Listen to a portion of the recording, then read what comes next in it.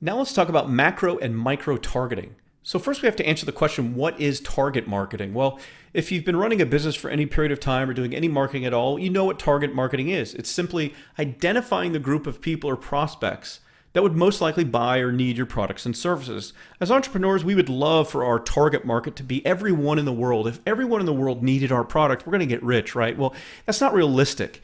Even broad scope products, like let's say toothbrushes and toothpaste, everyone brushes their teeth, or let's hope they do. And so you'd think the target market for that would be everyone in the world.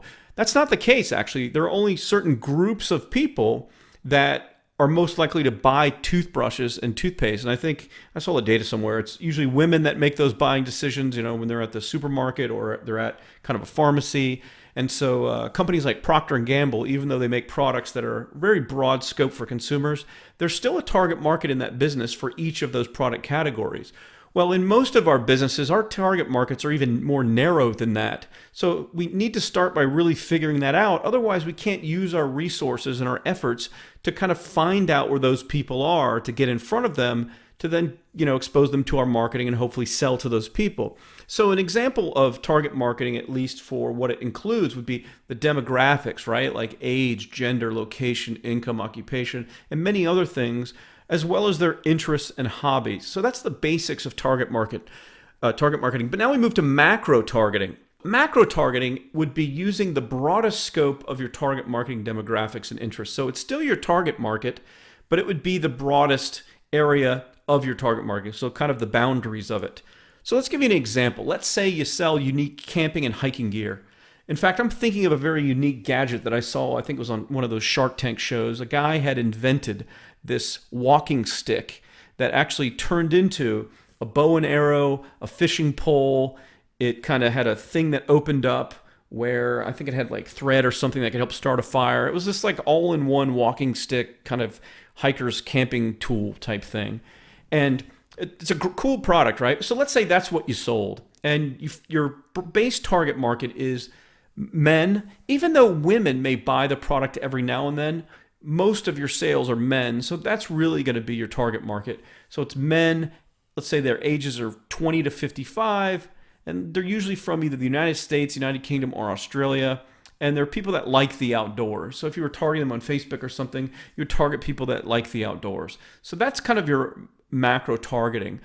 If you take all your sales or most of your sales, they fall into that kind of range of parameters. But now let's move to micro targeting.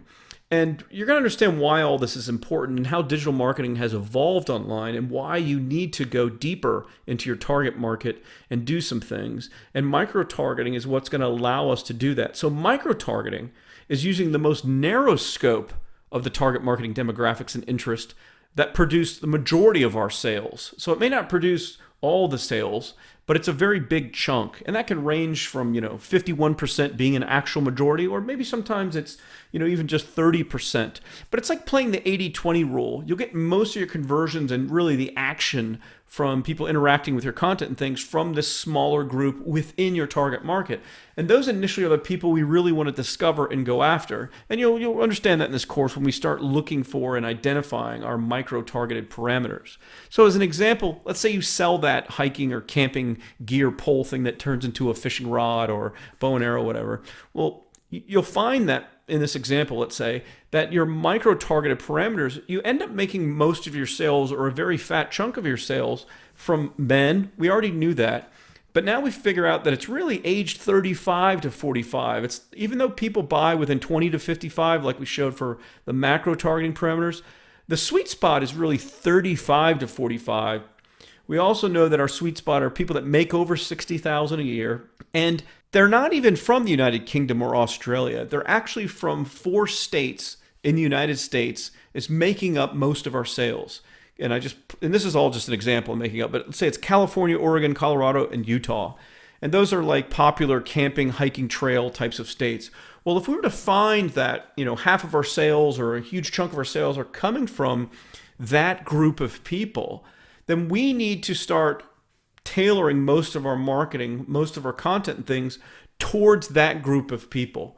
Like we could have someone writing blog posts or publishing content about hiking trail guides in California, or the licenses you need to fish in Oregon, or whatever applies to our target market and to the topic at hand that's related to the product that we sell as a solution. So that's what we would want to start doing with our marketing. And the reason why is simple. So why does this even matter? Why not just kind of do the best we can to target market? And if we're able to make sales here and there, even if we're able to turn a profit on traffic we buy, let's say for our general target market, who cares? Well, it matters for several reasons. The more targeted your marketing efforts are, the higher response you're going to achieve every step of the way. So that's first and foremost. And why this matters, you'll get higher click-through rates on your ads. And this is important because all these ad networks, from Google to Facebook to these media buying places and all across the internet, they're running their system on dynamic ad networks, which are run on a net effective CPM rate. Now, I can talk more about this when we get into buying media and how things are priced, but essentially what their job is to maximize the amount of money they make for every ad impression they serve on their network. And so this is typically done with a combination of click-through rate as well as bid price for an ad, because the more someone, let's say someone agrees to pay $5 a click, but they run an ad that's so specific and untargeted, very few people click on it, where someone else says, I'll pay 50 cents a click, and their ad is very targeted and gets clicked on 20, 30 times more than that other ad that's not targeted. Well, the one that's only paying 50 cents a click but gets a higher click-through rate, that's going to bring more money for the publisher, for the one selling the ads. So it matters. So when you can get higher click-through rates on ads, you'll pay less per visitor. We talked about one of the 3 big ways that you'll make more money in your business is if you can lower the average cost per visitor in your business and in your marketing. And this is one way to do it. So you can also get higher opt-in rates. You'll get lower bounce rates. That matters now. We've talked about this a little bit. And of course, higher sales conversions. So your marketing has higher, wait for it, relevance and engagement. You're going to keep hearing these two factors over and over again because this is driving a lot of digital marketing success now, and it's how Facebook, Google, and all these other properties rank and serve content as well as advertising. So it matters a lot that you really go as narrow as possible within your target market to find out who is your sweet spot customer. Now, I do need to say this before I wrap up this lesson. So does that mean we're not going to try to target the other part of our target market? No, that's not the case at all. In fact, we'll get an ancillary benefit when we start doing things to target our sweet spot of the micro-targeted elements. You'll still reach and sell to people outside of those areas, outside of those parameters. But we're going to start with the focus on the micro-targeting, and then when we've exhausted the supply of traffic we can get there and everything else, then we'll move beyond that, and we'll try to broaden our base of trying to get more customers and leads from people outside of that. But there's the rhyme and reason for all this, and you'll understand as it all kind of unfolds.